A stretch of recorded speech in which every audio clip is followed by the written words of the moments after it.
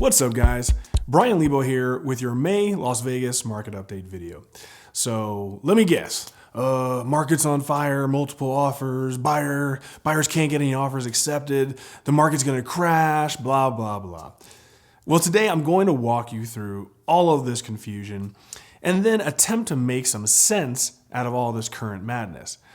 Now, it's obvious the market's on fire, and as a result, you're starting to see a lot of traction out there trying to figure out when it's going to crash. Well, recently, I've given this tremendous thought. As a result, I'm going to put out a video here soon explaining how, why, and when I think the market will either turn or outright crash. Like I said before, all of this started. It just depends on how high and how long this housing bubble lasts that will dictate the severity of this pending correction. I do think that the market will eventually correct itself, but not likely for the reasons you think. I don't think housing itself will collapse under its own weight, but rather other economic factors will bring down housing as a result. So stay tuned for that video. Meanwhile, let's jump right into some data. Okay, first up are last month's sales. Last month, we sold 3,315 homes. Now, this is where the data is worthless to a degree. Now, on paper, this is an 84% increase over last year. But realistically, that's total BS. This time last year, we were in a national quarantine, so you can't compare the numbers, man. What's more interesting, though, is comparing the April sales to March. When we do that, we see that sales were actually down 5% from the previous month. So how did we manage to sell less homes when the market seems to be getting hotter and hotter? I'll get to that later. Next, let's check out the median price. As you can see on the screen now, we had another amazing month, which resulted in a 2.7% increase to $375,000. Want a real great stat for you? That puts us up 21% from the median price this time last year. Come on, 21% increase in value in just 1 year? That's amazing. Okay, let's check out one of the most important metrics we have, which are inventory levels. As you can see, we ended April with 1,867 homes on the market. While this is the second worst month ever for inventory, there is some bright news. This resulted in a 4% increase in inventory for us. This was the first month in 7 months that inventory actually went up. Now, more importantly, the first 2 weeks of May have seen some pretty huge jumps in inventory. Last week alone was the largest jump in inventory in over a year. So while this is a good thing, we'll dig a little bit deeper later on. Okay, now let's discuss housing absorption. This measures how tight inventory is based on the price range. You have to understand, what a first-time home buyer is going through may be incredibly different than, say, a 40-year-old couple with plenty of savings, large down payment, and options both on the new resale home market and used, or both new and used, I should say. So let's dig into these price segments. First up are homes under $250,000. When I started tracking this a year ago when we came out of quarantine, we had 1,300 homes priced under $250,000. Today, there's only 378. Back then, only 47% of these homes were under contract. Now today, not only are there less than 400 in existence, but 77% are now under contract. Now let's jump into $250,000 to $500,000. This is by far the largest price segment. Very surprisingly, only 73% of homes are under contract. I'm surprised because this was a 4% drop from April. In a more dramatic move, check out the $500,000 to $750,000 price range. As you can see, this suffered a large 8% drop in absorption. Now let's jump up to the $750,000 to $1 million price range. This too saw an 8% drop in absorption. Next, we head to luxury homes, $1 million to $1.5 million.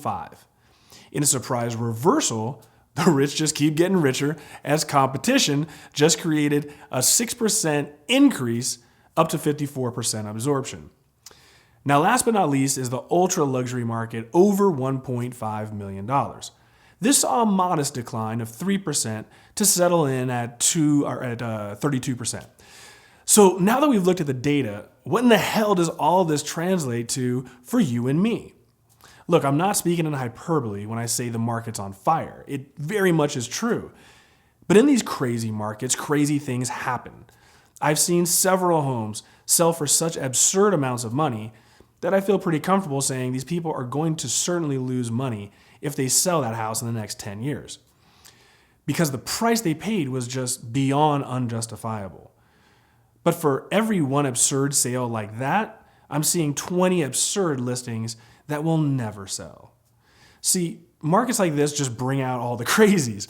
Every week I see homes listed and then some pulled off the market after a month transpires when the sellers finally realize that they're never going to get close to their inflated asking price. So just because there are more homes on the market doesn't necessarily mean that these homes are ever going to sell even. I just got an offer accepted a couple weeks ago that explains the lunacy we're in.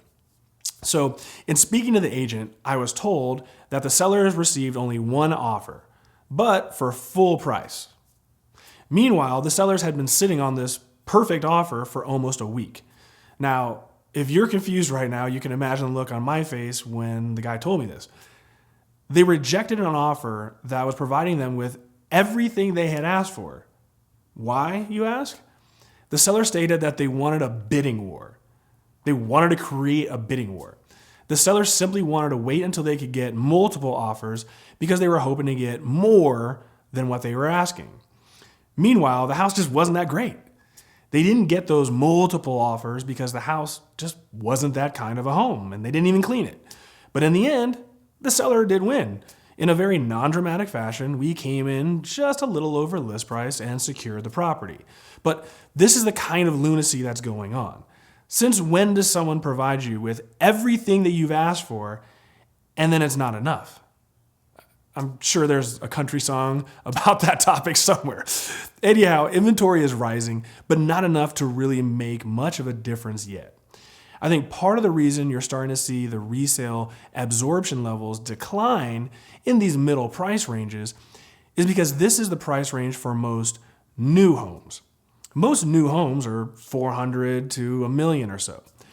Well, now that resale prices have jumped over 20% in 1 year, and the process itself is highly discouraging, many buyers are simply just settling for smaller but new homes that don't require remodeling, don't require bidding wars, and to a degree, ego plays a major role. When people have money or feel that they have money, these people tend to do and get what they want.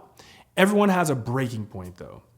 For many buyers out there, it's been 6+ months without either finding a home they really like or being able to get their offer accepted.